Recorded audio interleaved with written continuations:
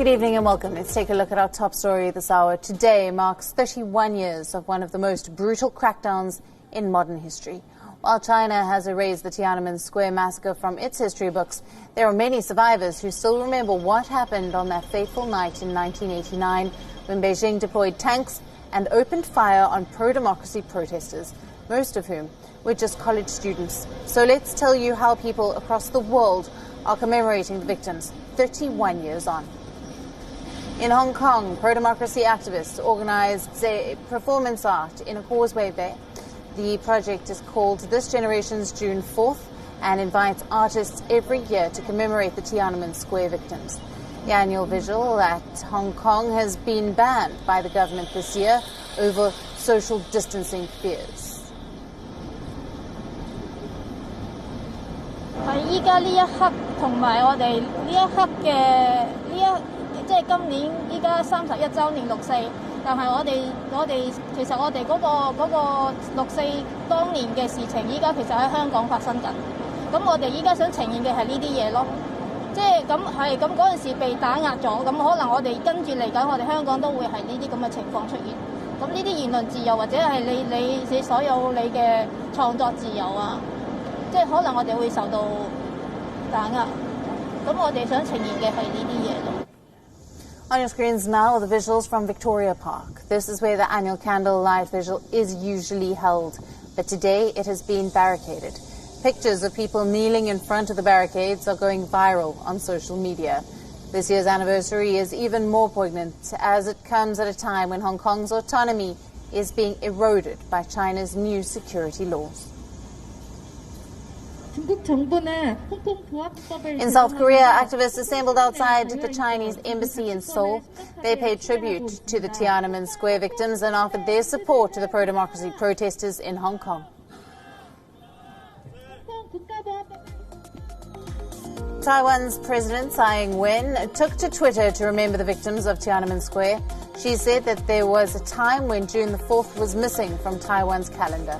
President Tsai Ing-wen said that her country had worked hard to bring back these missing days and expressed hope that China will one day do the same.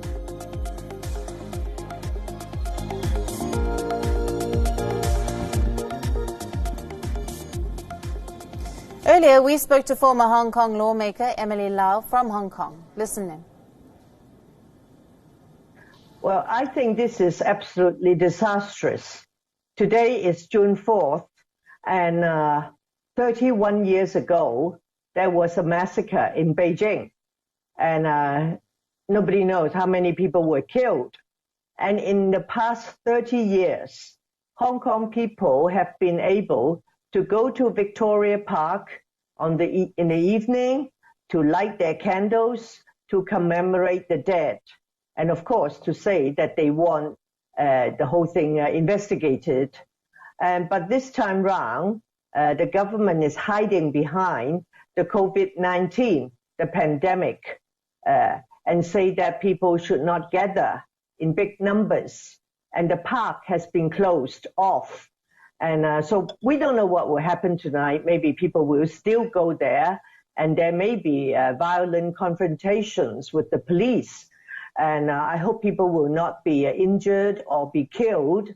But it is already sending a very negative signal to the world that Hong Kong people are losing our freedoms, including the freedom to gather in a peaceful and orderly and non-violent way.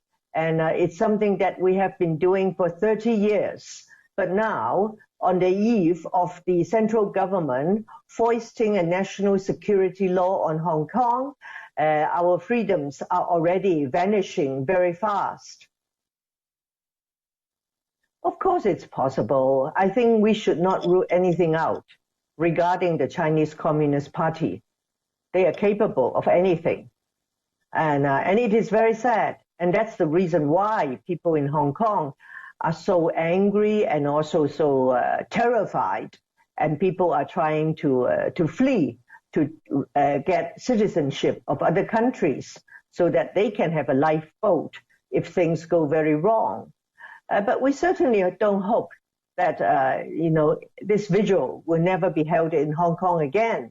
So we will continue to push and to struggle. But if it doesn't happen again, because the communists are cracking down on our freedoms, I would not be surprised, but I would be very angry.